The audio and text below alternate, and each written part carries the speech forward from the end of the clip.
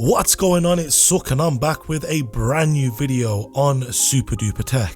And in today's video, I'll be bringing you my full and in-depth review of the brand new M3 Max 16-inch MacBook Pro. Of course, we are on the road to 5,000 subscribers, so if you are new around here, then I must ask you to hit the subscribe button, clicking the bell to be notified of when a new video goes live. But without any further ado, let's hit the titles.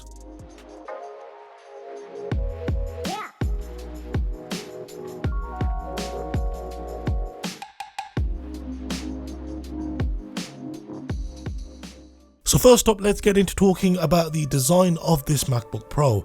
It indeed follows the same design language in line with the other MacBook models released back in 2021. Although the USB-C ports on this MacBook Pro have a slight chamfer to the edge, and I think this is done to alleviate them being scratched up like we've seen with the Space Gray models in the past. It's still made of aluminium and glass and is built very well with no flex to the chassis. It can be purchased in two different finishes, from your standard silver and the new space black finish. And with this new colour, Apple have introduced a new coating making fingerprints less visible. Although the keyboard deck is a slightly darker shade of black, but honestly, unless you're in a really bright room, the entire thing looks black. On the sides of this MacBook, you can see the intake vents for the fans which exhaust from under the display. Underneath these MacBook Pros, you will find the model names milled into the aluminium casing, and the Apple logo on the lid of the device does not light up and is instead a polished aluminium. The display on this new 16-inch model has remained pretty much the same, which is to say it's still one of the best displays on any laptop. It measures 16.2 inches diagonally and has a resolution of 3456 by 2234, meaning it has a pixel density of 254 pixels per inch. When viewing SDR content, it'll get up to 600 nits in brightness, although it still has the same XDR rating of up to 1600 nits. And whilst I thought this slight increase in brightness would not be noticeable, I have noticed that when it comes to browsing the internet and I'm looking at web pages which have a white background, they certainly look a little bit brighter, which has meant that when it comes to using this MacBook, that I've been lowering the brightness when it comes to certain tasks. It still has a mini LED panel, which also means the previous issues with blooming still exist on this display, although they're honestly quite exaggerated. It's still got the same display notch which we've seen since 2021, which houses a 1080p Full HD webcam. Some of the only things which can be done to improve upon this display is if this display was an OLED. I mean, that's pretty much the only way that you can get rid of the blooming issues, right? And I'm fairly certain that in the future that we'll see an OLED Mac. And although I don't have no issue with the notch, I certainly would have liked to have seen the FaceTime camera under the display, or if not, at least introduced Face ID. To add to this, I had hoped that the newer model MacBooks would be getting a slightly smaller notch, as it took 4 generations or 4 years worth of iPhones to get that smaller notch on the iPhone 13 models. So my fingers are crossed that with the M4 models of MacBook Pros, that the display notch is slightly smaller. Also, it's great to see that with this MacBook's increase in graphical performance, that it's been able to take advantage of this ProMotion display. Now, if you'd like to see what it was like to play a handful of games on this MacBook, then be sure to click the card in the top right corner, or alternatively you can click the links down below in this video's description to go and check out that video. But in short, this machine is very capable, especially when it comes to playing some AAA titles. This MacBook Pro still has a MagSafe connection, which magnetically attaches to the side of the MacBook and can charge this MacBook to 50% in under 30 minutes, providing you're using the 140 watt power adapter which comes included. I also love that this cable is colour matched to the colour of this Mac, which looks incredible. You also get 3 Thunderbolt 4 USB-C ports, a HDMI 2.1 port, along with an SDXC card slot. It's not only in this configuration that it supports up to 4 external displays, that HDMI port is able to output 4K at 120Hz, and it's also able to output 8K video at up to 60Hz. Very impressive for a laptop. And going back to the notch, I would have loved to have seen Face ID make its introduction on these MacBooks, but of course that's not the case. We still have Touch ID, which is still really good, but I am hoping that in the future Face ID comes to a Mac, so there's another option to compete with Windows Hello found on other Windows machines. But nevertheless, it's still got a 1080p webcam, So let's take a quick look at how the image signaling processor found in the M3 Max handles this 1080p footage, along with how the audio sounds from the free studio quality microphones.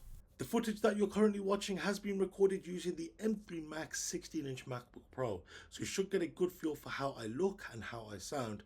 So how in focus is my beard? Does it look quite sharp? The texture of the hat, does it look quite textured? Also, along with this, my skin tones. Is it doing a good job at mapping for my skin tones? Of course, the M3 Max has a new image signaling processor compared to the ones that we've seen in the M1 and the M2 Max. Along with this MacBook Pro has 3 studio quality microphones. So how do I sound? Let me know down below in the comment section. MacBook Pro speakers for a while have sounded really good, and it's no difference here. Take a listen.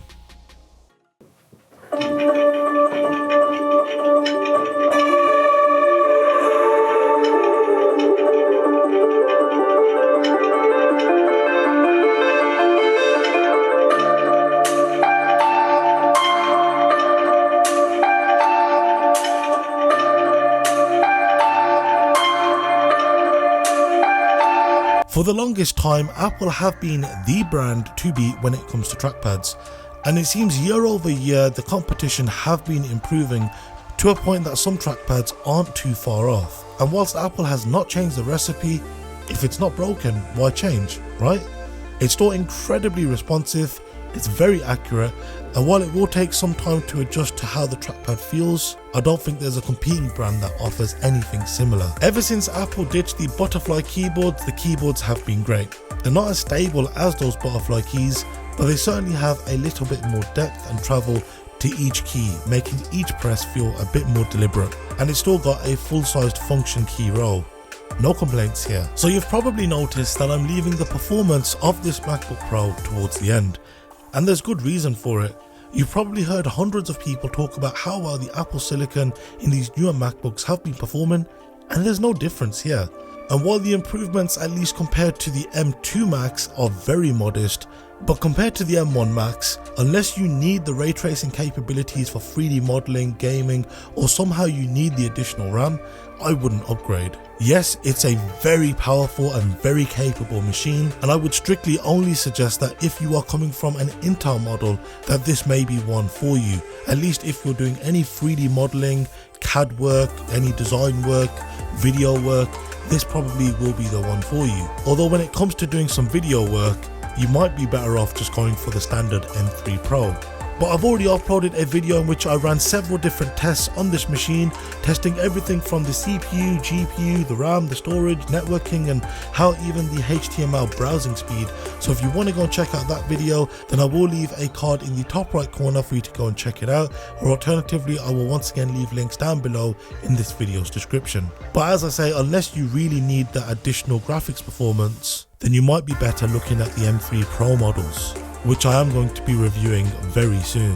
As I say, if you are the type to play the odd game here or there on a MacBook, then you'll be pleased to find out that this machine can handle a lot more games, and that's no thanks down to Apple's game porting toolkit, which was released with this version of macOS. Of course, if you are playing games like Apex or Call of Duty that have quite the aggressive anti-cheat system in place, then you're not going to be able to run them on this machine. But if you want to play games like Cyberpunk, Watch Dogs, CSGO 2, even the new Harry Potter game, then you'll be able to play it on this MacBook with pretty much no issue. The battery life on this MacBook Pro has been good. Although when I am pushing the machine to its limit and running stress tests and really honestly pushing the machine full brightness, the lot, then I can empty the tank in under 5 hours, which while for Apple Silicon is quite terrible, when compared to the Windows offerings, it still performs stronger and for longer. But in general, my days are filled with edits of photos, videos, and website tasks, and I'm also transferring hundreds of gigabytes of data. But when it comes to general web-based tasks, document work, content consumption, it's a champ, and you'll easily charge it up on a Friday, and you might then need to recharge it on a Thursday morning. I still find that to be quite impressive, but hey, who's spending £4,000 on a machine just to do general web-based tasks? macOS has been good. I still like universal control and it works incredibly well, especially if I'm using the Magic Keyboard from my iPad and using it on my Mac. I find it to be quite impressive. The improvements made to Spotlight search are great.